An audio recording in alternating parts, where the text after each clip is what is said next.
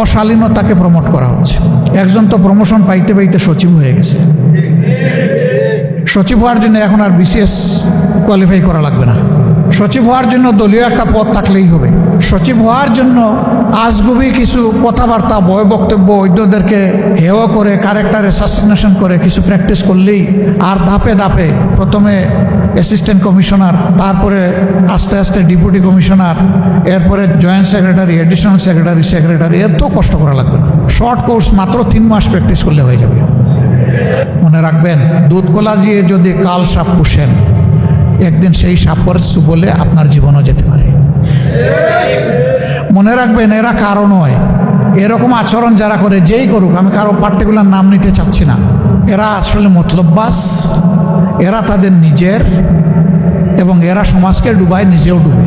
আগের সরকারের একজন মন্ত্রী ছিলেন, তিনি কিছু বললেই মানুষ তার নামে বলতো, হাসাও কি জানি একটা বলতো। তো আপনারা তার রিপ্লেসমেন্ট দিচ্ছেন। এই বাংলাদেশ তো এটা দেখার জন্য এত রক্ত দেয়নি 24-এ। আর দলীয়করণের যে রাজনীতির দিকে একদম নেকেটলি, উলঙ্গভাবে আপনারা পা দিয়েছেন, ফিরে আসে। মাননীয় প্রধানমন্ত্রী, আপনি দায়িত্ব নেওয়ার আগে নির্বাচনের পুরো সময়টা জুড়ে বলেছেন যে আমরা একটা মেরিটোক্রেটিক সোসাইটি চাই, আমরা পলিটোক্রেটিক সোসাইটি বিল্ড আপ করবো না। এখন কি করছেন? এখন তো পুরোটাই তার উল্টা। যে স্তরের স্থানীয় সরকারে নির্বাচন হয়ে নির্বাচিত প্রতিনিধিরা মানুষের সেবা করবে, সব জায়গায় আপনারা দলীয় লোকদেরকে, নেতাদেরকে বসাই দিচ্ছেন প্রশাসক বসাবেন, বসান। যদি খণ্ডকালীন বসাতে হয়, সেখানে প্রশাসনের লোকদেরকে এনে বসান, দলীয় নেতাকে বসাতে হবে।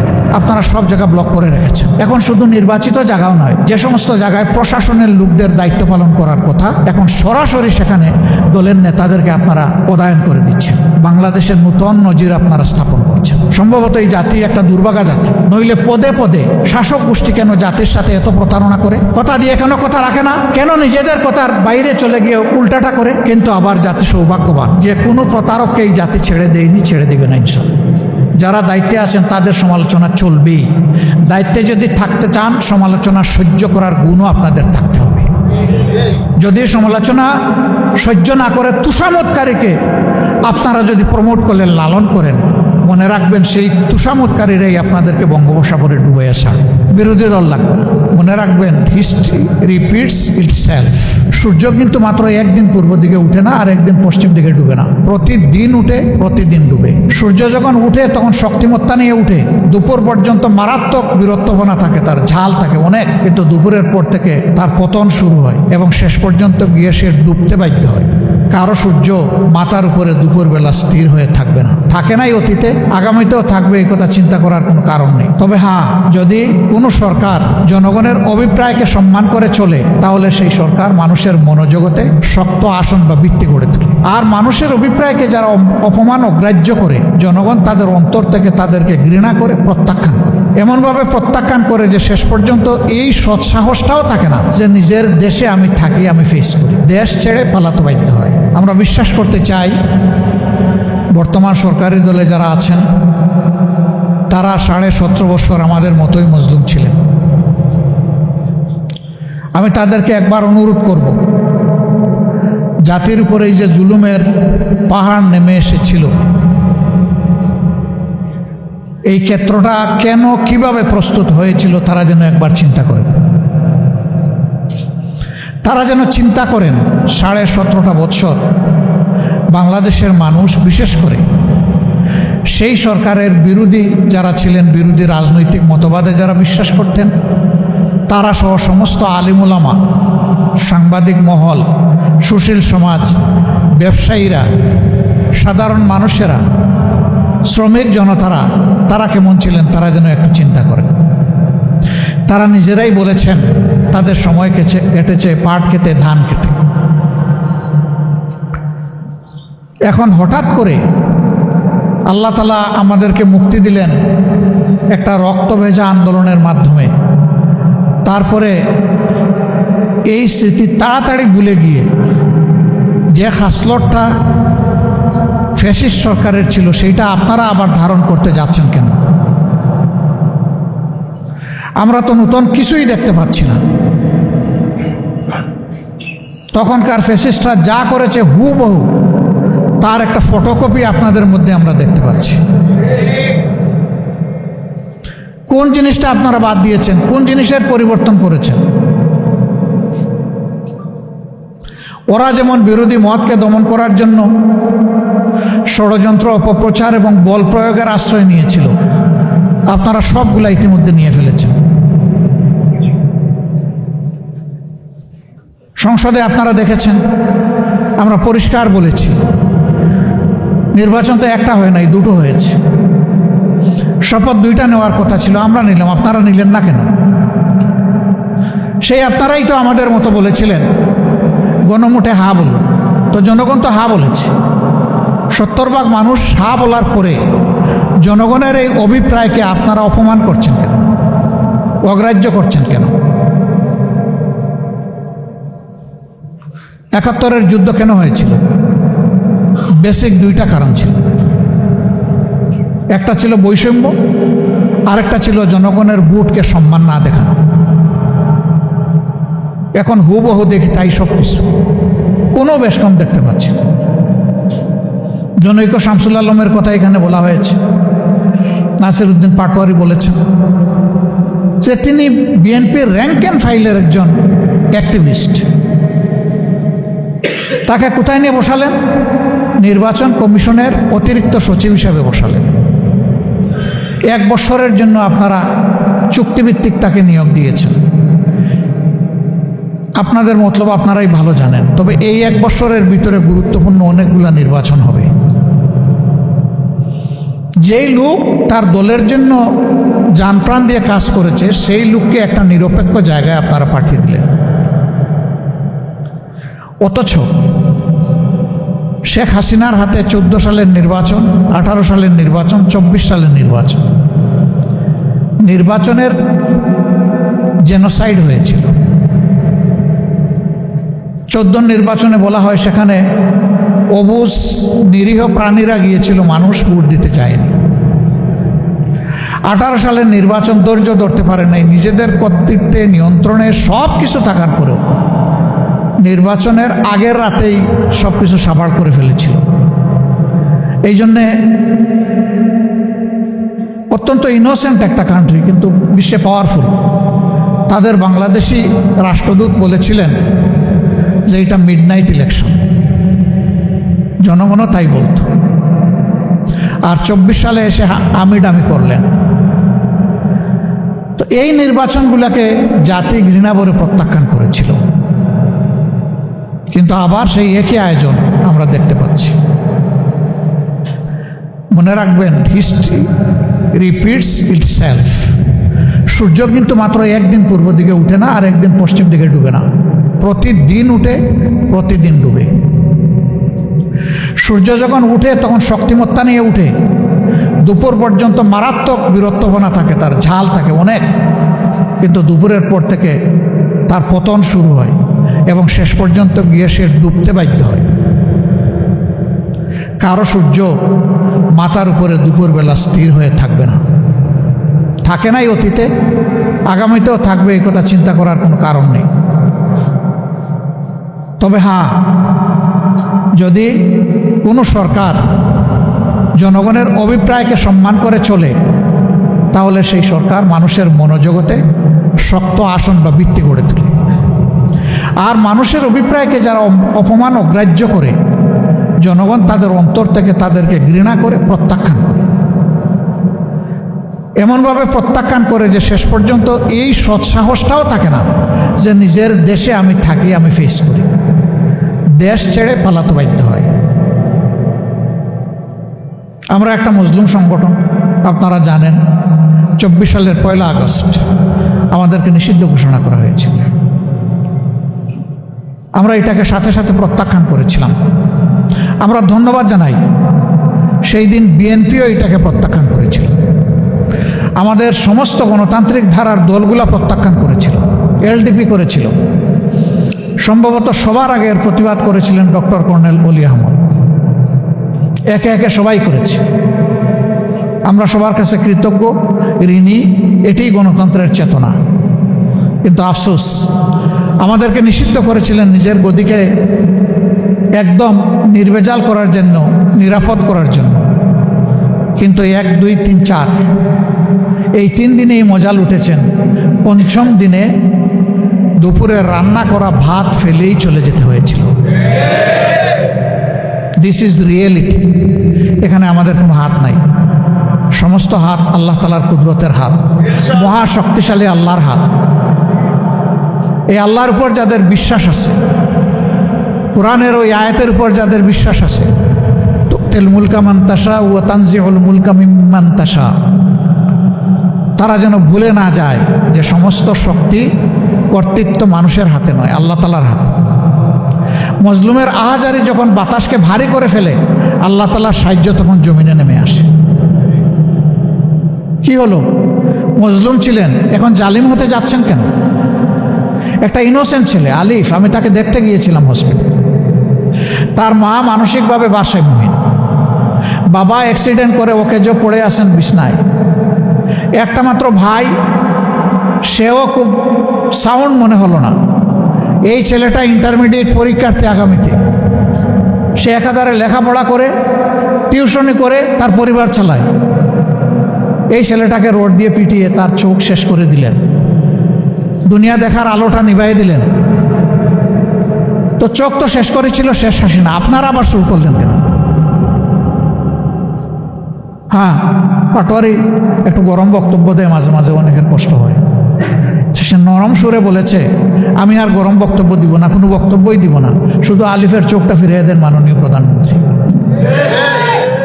পারবেন? চোখটা ফিরিয়ে দিতে পারবেন? পারবেন না। নিরীহ একটা ছেলে, সে কি হাতে অস্ত্র নিয়ে কাউকে মারতে এসেছিল? তার নেতৃবৃন্দকে আঘাত করা হচ্ছে, আক্রমণ করা হয়েছে।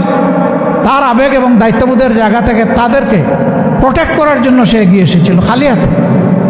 তাকে শেষ করে দিলেন কেন? এই নির্বাচন হওয়ার পরে দুঃখজনক, বর্তমান সরকারি দলের হাতে আমার 4 জন সহকর্মীকে জীবন দিতে হয়েছে। কেন এটা শুনতে হবে? কেন এটা দেখতে হবে? জায়গায় জায়গায় হামলা শুরু হয়েছে, মামলা শুরু হয়েছে। আশ্চর্য! আপনারা মারলেন, মোহ সৃষ্টি করলেন, লোকদেরকে বন্দি করে রাখলেন, চোখটা কেড়ে নিলেন, তারপরে আবার উল্টো তাদের উপরেই মামলা দিলেন। কি মামলা? যে তারা আইফোন ছিনতাই করেছে। ধন্যবাদ, অন্তত একটা দামি ব্র্যান্ডের ফোনের ব্যাপার বলেছে। তারা সেখানে আইফোন ছিনতাই করতে গিয়েছিল। তো সেদিন আমি বলেছিলাম যে আপনারা তো হুবহু দেখে ওই দিকেই হাঁটছেন। ফ্যাসিস্ট আমলে আপনাদের বর্তমান শিক্ষামন্ত্রীর বিরুদ্ধে বেনেট ব্যাগ ছিনতাইয়ের মামলা দিয়েছিল। তা আপনারা এতটুকু অনুগ্রহ করেছেন যে একটা ভালো স্ট্যান্ডার্ডে অন্তত আইফোনে নিয়ে এসেছেন।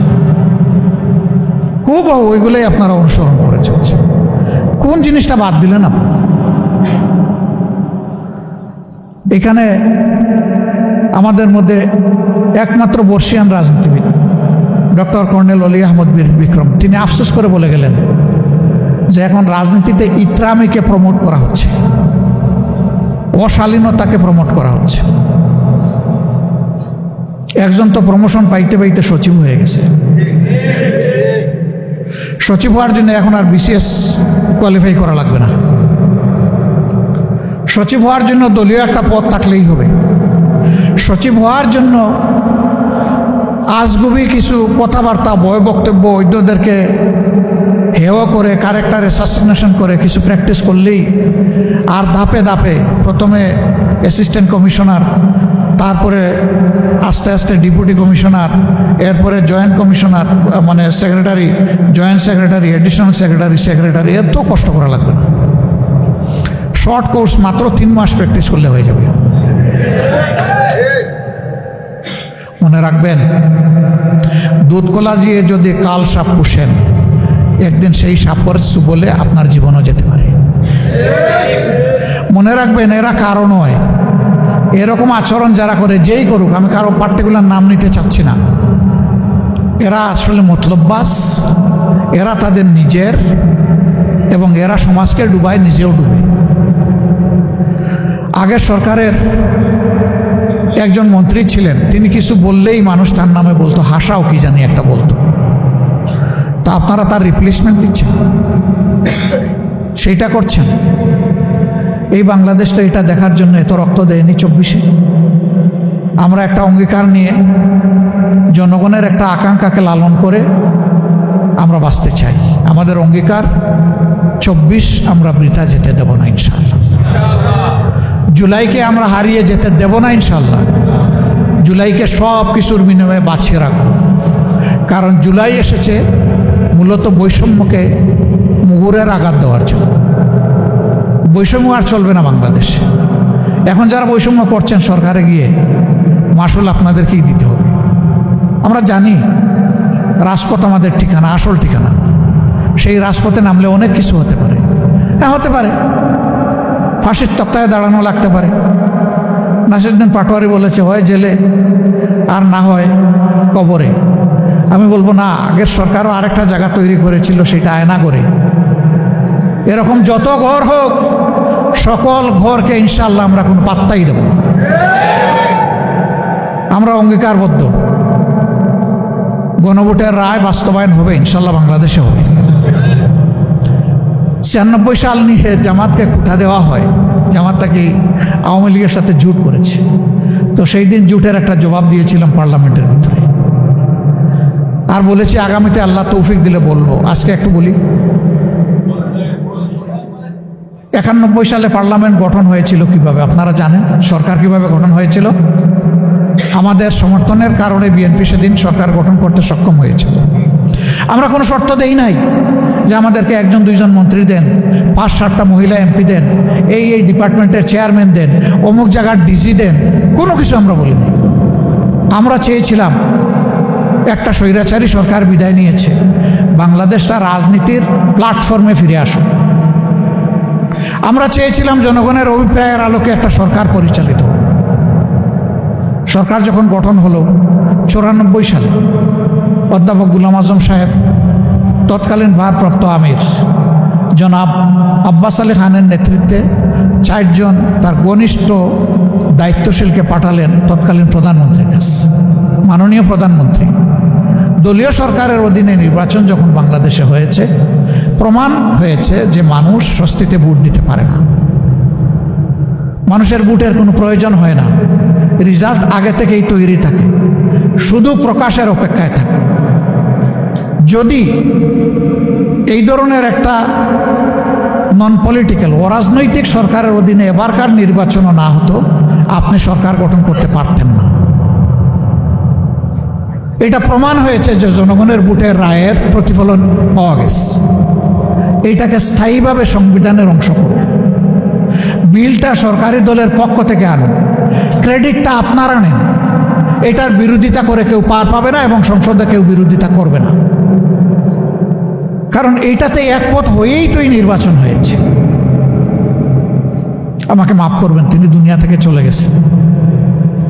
তিনি সেদিন বলেছিলেন, খান সাহেব আপনি আমার পিতৃতুল্য, অন্য কিছু থাকলে বলেন। তখন আব্বাস আলী খান সাহেব বলেছিলেন যে আপনি আমাকে এই মর্যাদা দিয়েছেন পিতৃতুল্য, আমি কৃতজ্ঞ। আমি অন্য কোনো দায়িত্ব নিয়ে আজকে আসি নাই, তবে যেহেতু আপনি একটা মর্যাদা দিয়েছেন, সেই অভিজ্ঞতার জায়গা থেকে এতটুকু বলতে পারি, এই দাবিটা একদিন বাংলাদেশে বাস্তবায়িত হবে। এটা আপনার হাতে হবে না কার হাতে হবে আমি জানি না। এটা কি খুব সহজে হবে নাকি অনেক পানি গুলা করে হবে এটাও আমি জানি না, কিন্তু ইনশাল্লাহ এটা হবে। আমরা একটা বিল পরে সাবমিট করলাম, সেই বিলটা আলোচনাই আসলো না। 5 বছরের মেয়াদ শেষ হলো, এইভাবেই আন্দোলন শুরু হলো। আমাদের আর করার কি ছিল? এটা তো কোনো দলীয় দাবি ছিল না, এটা জনগণের পক্ষে ভোটকে নিশ্চিত নিরাপদ করার জন্য এই দাবিটা ছিল। তখন তারা মানেন নাই, কিন্তু আল্লাহ তাআলার বিধান, এটা পরিবর্তন হয় না।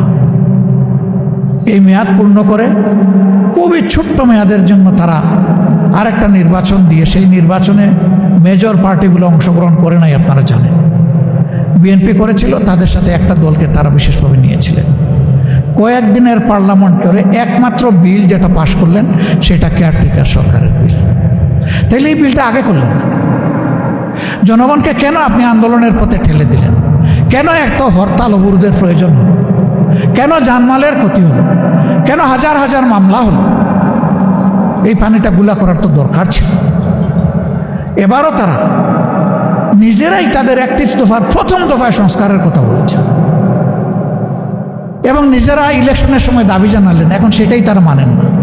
এখন তারা বলেন যে এটা সংবিধানে নাই। আরে ভাই, সংবিধানে তো 26 সালের নির্বাচনও তো নাই।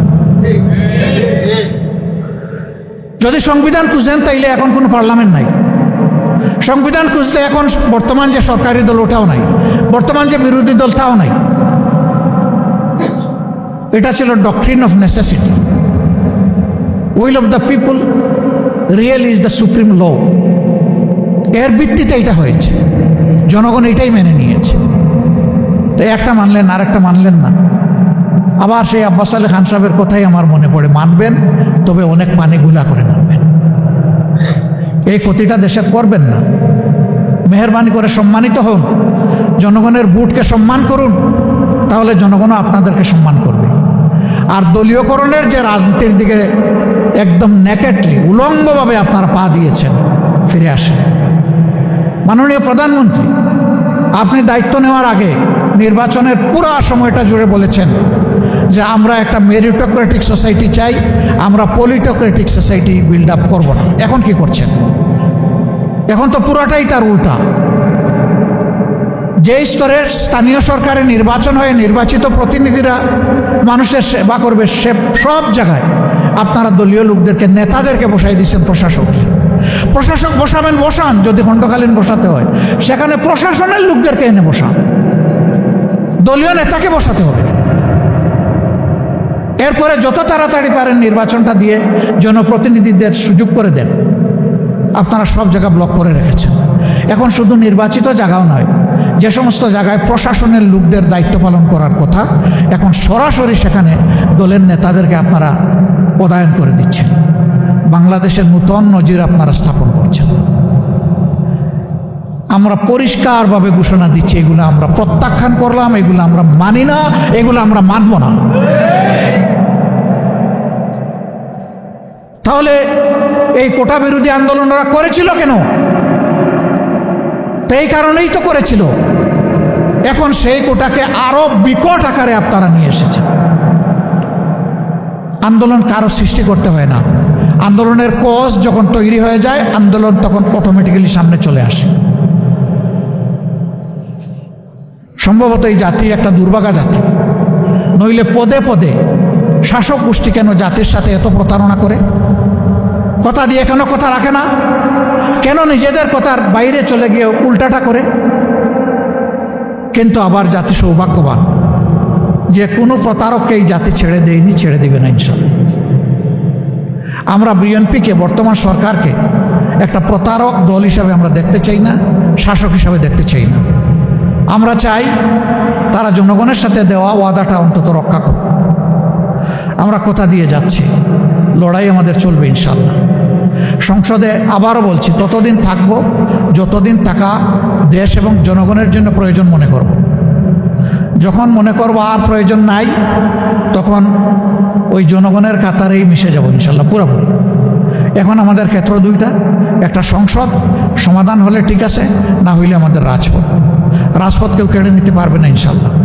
রাজপথের জমিদারি জনগণ কাউকে দেয় নাই।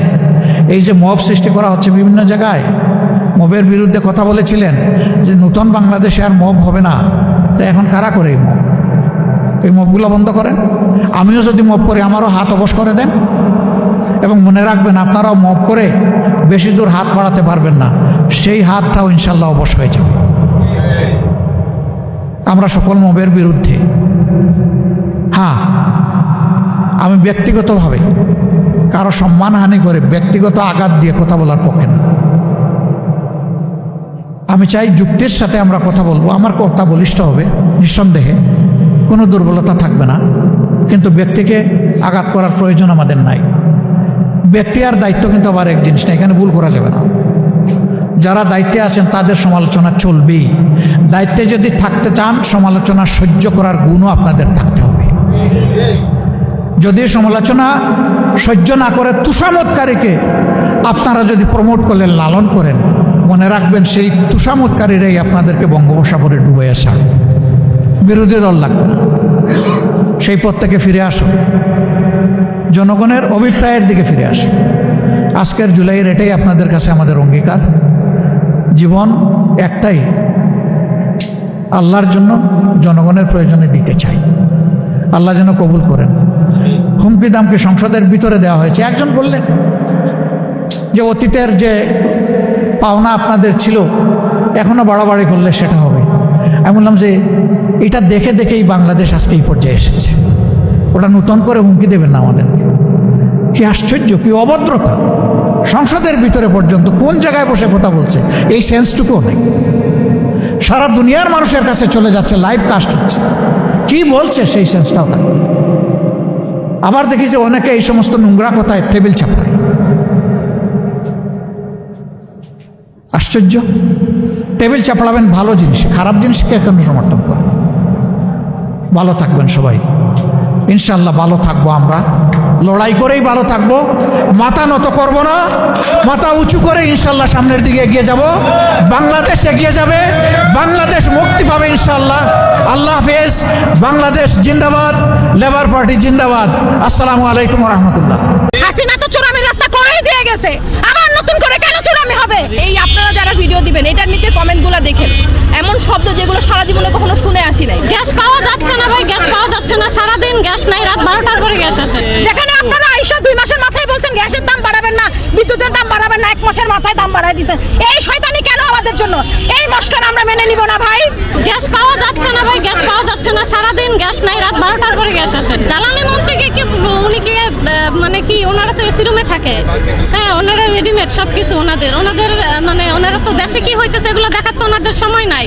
এগুলো দেখে ওনারা কি ওনাদের টাকার বস্তা লাগবে? বাচ্চারা সকালে স্কুলে যায়, আমার বাসায় মুরব্বীরা আছে, সকালবেলা বাইরের খাবার সবাই কিন্তু পেটে সহ্য হয় না। তো এই গ্যাসের সমস্যা মানে আরও অনেক রাজনৈতিক প্রবলেম আছে, কিন্তু প্রথম যেটা হচ্ছে খাওয়া পড়া এই জিনিসটা, এবং আমরা মেয়েরা যারা আছি তারা প্রচণ্ড রকম সাফার করতেছি।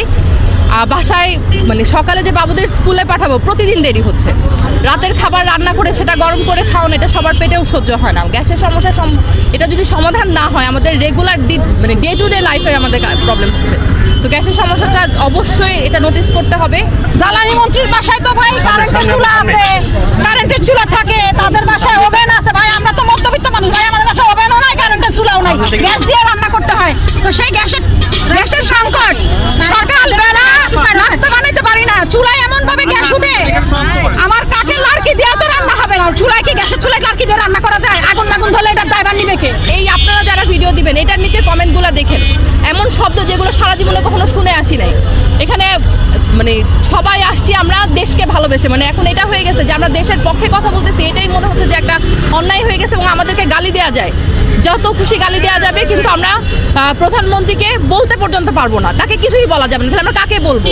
আমরা কি বিরোধী দলকে বলবো? তাহলে বিরোধী দলকেই আমাদের উচিত ছিল যে হচ্ছে প্রধানমন্ত্রীর জায়গায় বসায় দেয়া। কাউকে তো বলতে হবে, যে দায়িত্বে আছে তাকে তো বলতে হবে।